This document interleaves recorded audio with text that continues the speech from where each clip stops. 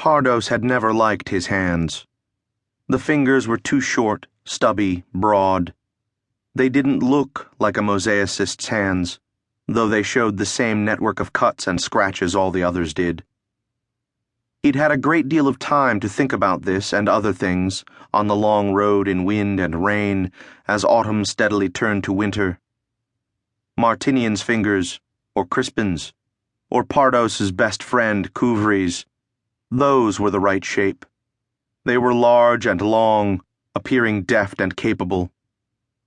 Pardos thought his own hands were like a farmhand's, a laborer's, someone in a trade where dexterity hardly mattered. It bothered him sometimes. But he was a mosaicist, wasn't he? Had finished his apprenticeship with 2 celebrated masters of the craft, and had been formally admitted to the guild in Verena. He had his papers in his purse now. His name was entered on the rolls back home, so appearance wasn't really important after all. His short, thick fingers were nimble enough to do what needed to be done. The eye and the mind mattered, Crispin used to say before he went away. The hands could learn to do what they were told.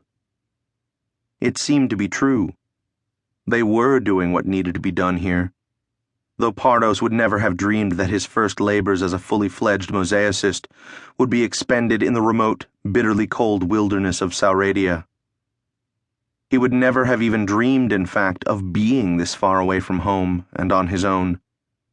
He had not been the sort of young man who imagined adventures in distant places. He was pious, careful, prone to worry, not at all impulsive.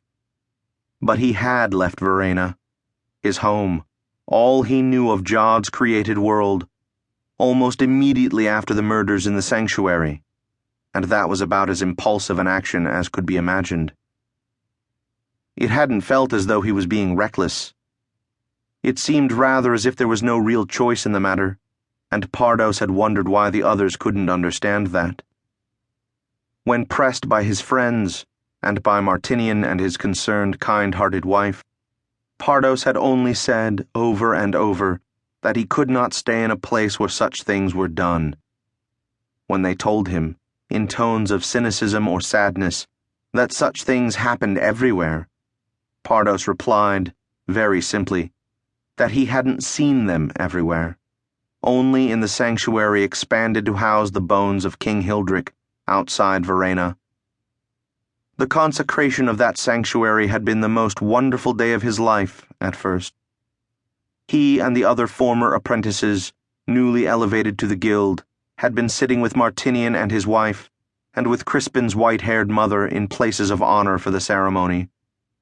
All the mighty of the Antai kingdom were there, and many of the most illustrious Rhodians, including representatives of the High Patriarch himself, had come to Verena along the muddy roads from Rhodius. Queen Giselle, veiled and clad in the pure white of mourning, had been sitting so near that Pardos could almost have spoken to her. Except that it hadn't been the queen. It had been a woman pretending to be her, a lady-in-waiting. That woman had died in the sanctuary, and so had the queen's giant, silent guard, chopped down by a sword that should never have been in a holy place. Then the swordsman, Aguila, master of horse, had himself been slain where he stood by the altar, arrows whipping down from overhead. Para seguir escuchando este audiolibro gratuitamente, haz clic en el enlace de la descripción y podrás escucharlo completo sin coste gracias a la prueba de 30 días de Audible.